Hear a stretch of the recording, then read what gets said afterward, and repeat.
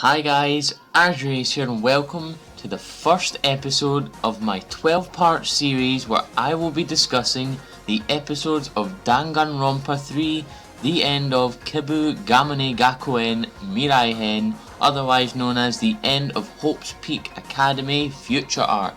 I'm not going to jibber jabber any longer, let's just get right into the episode. We start off the episode with Makoto Naegi being charged with treason against the Future Foundation by a Future Foundation member for keeping the remnants of despair in hiding away from the Future Foundation. We then hear who I believe to be Kyoko Kirigiri. I'm not actually too familiar with the Japanese voice actors and voice actresses because I played the games and watched the anime in English.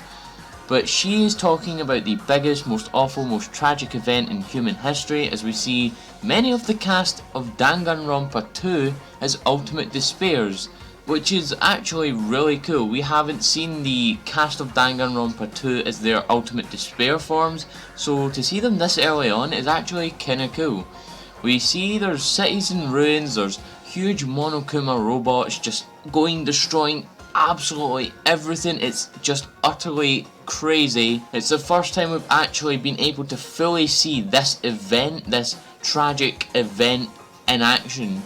However, all hope is not lost as an organisation was created who we know as the Future Foundation that collected ultimates worldwide to fight against the ultimate despairs and their chaos.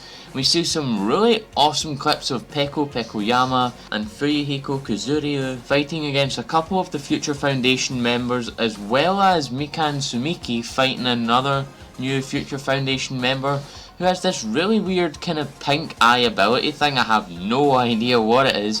I'm sure we'll be able to have that explained soon.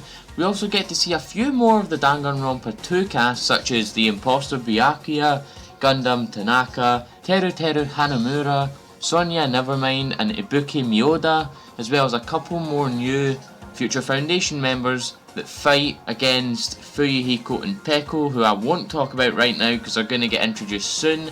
We actually get to see Nagito Komaeda pledging his allegiance to the Warriors of Hope from Danganronpa Ultimate Despair Girls, which is actually very interesting. I wonder if the Warriors of Hope will have anything to do with this game. If you played Ultimate Despair Girls, you'll know that Monaka is still alive, but Monaka, who was said to be the next Ultimate Despair by Nagito at the end of that game. Then we just see the one orchestrating it all watching over, Izuru Kamakura, otherwise known as Hajime Hinata. We see blood run under a door as Kirigiri talks about how Junko Enoshima died, referring to her death in Danganronpa Trigger Happy Havoc. After all that kind of prologue backstory, we get the opening to Danganronpa 3 Future Arc, which is actually really good. I really like it. It's called Dead or Lie by Maon Kurosaki feat. Trustic. Really good. I love it. But it's not really the song you guys are interested in, it's what's inside it. So it showcases all of the Future Foundation characters that are going to be appearing in the Future Arc next to what looks like them being killed, which is interesting. It might kind of imply and symbolise that no one is going to be safe in this final chapter, which I like. I don't want people to have plot armor. I mean, I'll be sad if someone like, Naegi or Kirigiri dies in this chapter, but I don't think anyone should be safe, and it looks so disturbing to see all the characters like this. We then see this really weird knife, and we see a reflection in it. Now, originally, I thought this was actually Aoi Asahina, just because of that, that hair flick and the blue eyes, and you can tell it's a female because of the way it's drawn. But I'm actually, that's a stupid idea. It's most likely Junko Enoshima. Come on guys, she always somehow turns up, so it's probably going to be Junko Enoshima. But then we see all of our characters falling as if falling into the pit of despair as we get the count on the screen. Remaining survivors, 16 people, as the opening ends there, and we get episode 1 entitled Third Time's the Charm. The episode truly begins as we see helicopters flying to a huge skyscraper building that's owned by the Future Foundation. We then switch to what looks like a meeting room as we start to get the introductions to all the new Future Foundation characters. First we see Kazuo Tengen, the leader of the Future Foundation First Branch. Next we see Great Gozu and Koichi Kizakura, leaders of the Foundation Branches 12 and 3. Kazuo then talks that the reason they are all gathered is to speak of Naegi's betrayal. We then get our next set of characters, Miaya Gecko Gahara, Seiko Kimura and Juzuro Sakakura, leaders of Foundation Branches 7, 4 and 6 respectively. Then we get Ruruka Ando, Daisaku Bandai and Sonosuke Izayoi, leaders of branches 8, 11 and 9. Next is Chisa Yukizome, leader of branch 5. They talk about how the island isn't actually documented on any maps. However, Ruruka does point out that the Ultimate Despairs have pretty much destroyed the whole world, so it isn't really impossible for them to be attacked and all killed at once. They all start chatting before Daisuke's voice doesn't fit his body well, and it doesn't. He's a big burly black guy voiced by Rei Kugimaya. I mean, come on, that's so weird. But then the room falls silent as another new Future Foundation member appears. The same person we saw accusing Naegi of treason, Kiyosuke Munakata, leader of Foundation Branch 2. They begin to talk about Naegi and what's going to happen to him for hiding all the remnants of despair, as we see Naegi arrive at the building and are met with some good old faces in Kirigiri, Yasuhiro Hagakure and Aoi Asahina. It's a little bit weird that Byakuya Togami isn't there, although Toka Fukawa is with Komaru Naegi, Makoto's sister, in Towa City, which took place in Ultimate Despair Girls, so that does kind of justify why she's not there. But it's weird why Byakuya isn't there. I bet right now that he's going to be involved somewhere in the plot. He's going to come along later and save them all somehow. I can bet you there. But the members all actually speculate that maybe Naegi was actually siding with the Despairs all along, until Naegi and the rest arrive at the room without Hagakure, which I'll get into in a moment. Without even listening to him, Munakata tells Sakakura to arrest him. Sakakura apologises and then uppercuts Naegi right in the gut and punches him. Asahina refutes and is almost caught with a dagger thrown by Sonosuke but misses her. Great Gozu actually goes up to Sakakura like, you know, get back off man, this ain't right, but Munakata declares that Naegi is not in a suitable position and is not fit for questioning and allows him time to rest. We cut to a scene with Chisa and Munakata and they're talking.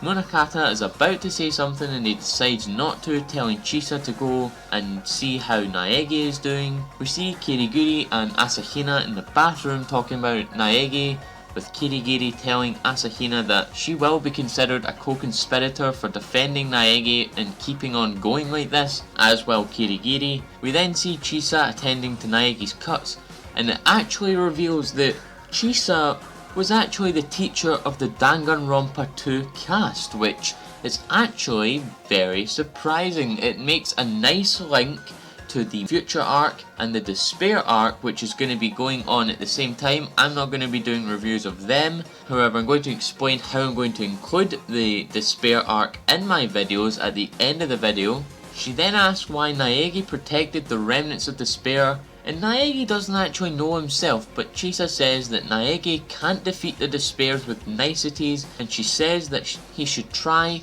and understand Munakata, who is also a hope for the Future Foundation with his decisiveness.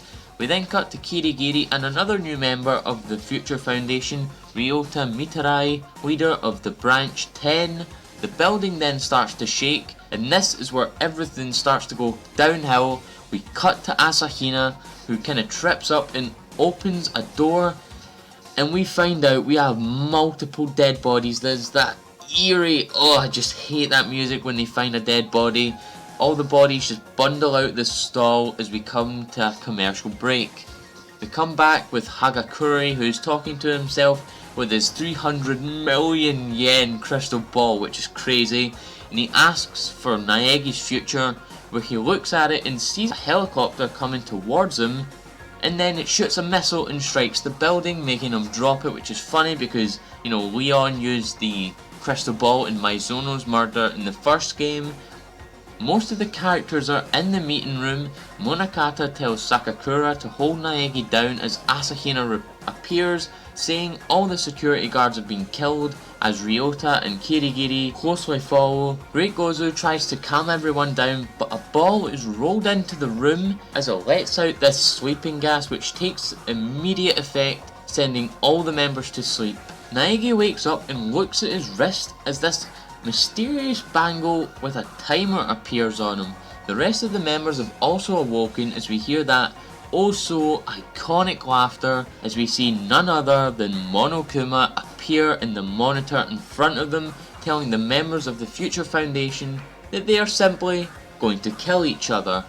And it's actually really interesting because it looks like this Monokuma is inside Hope's Peak Academy, which would actually make quite a lot of sense since a Monokuma activated inside Hope's Peak at the end of Trigger Happy Havoc.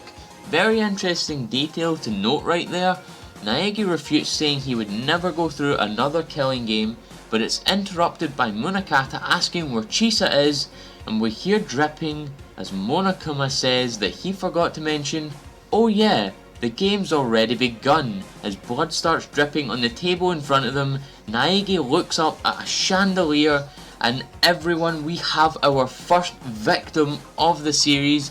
Chisa Yukizome is the first one as we see her dead body hanging on the chandelier as it falls, and we see a knife through Chisa's heart as Monokuma tells Naegi, this is the conclusion to your story and mine, as the episode ends there.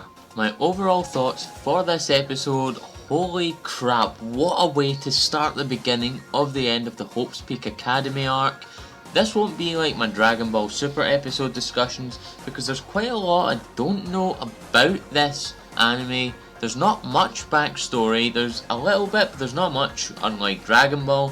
I don't know the Japanese voice actors, I don't know the composers, but one thing I will say is that all are done amazingly, and I really like this new art style and animation they've done for Danganronpa 3, and if I'm not mistaken, Chisa and the bodyguard's blood was red, not hot pink like it has been in the previous games, so it seems like they'll be going for that gritty realism feel to it this time, which I actually kinda like because the hot pink blood scared me honestly, but the music is utterly outstanding as always from Danganronpa. I will find out for the next episode who the composer for Danganronpa 3 is, and I'll try read up on all the voice actors, but obviously the biggest part of this episode, we now only have 15 members remaining as Chisa was the first person to be killed by our traitor. I honestly thought Chisa or maybe even Hagakure would be the first to go, which actually begs the question, what happened to Hagakure?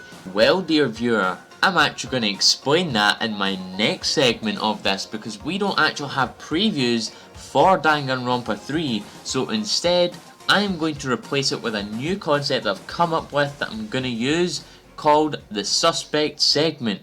Let's get right into it. Welcome everyone to the Suspect segment where I discuss clues and hints that we have been given in all the episodes up until now that may or may not incriminate one of our characters. Then try to balance it if I feel I have evidence to suggest that the character I have picked is not the prime suspect. I will also have to take into account the parallel Despair Arc episode since it said that we'll need both to put the pieces of the puzzle together to find the traitor. Since this is only the first episode, there will not be a huge suspect segment as I don't have much to go on. However, I will make a small suspect segment for episode 1, and my prime suspect for who the traitor is